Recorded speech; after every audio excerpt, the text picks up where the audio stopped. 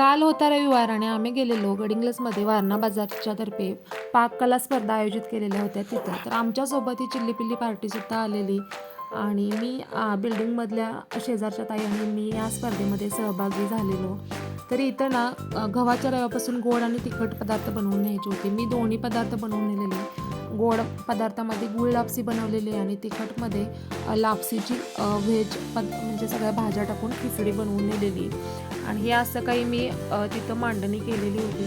शेजारच्या ताईंनी या सांजोऱ्या बनवून नेलेल्या. त्यांचा 3रा नंबर आला गोड पदार्थामध्ये आणि तिखट पदार्थामध्ये माझा 4था नंबर बसला. तर सगळ्यांनी इतके छान छान पदार्थ बनवून आलेले ना, गोड आणि तिखट. टोटल 80 स्पर्धकांनी भाग घेतलेला आणि त्याच्यामध्ये माझा 4था नंबर बसला तिखट पदार्थ बनवण्यामध्ये.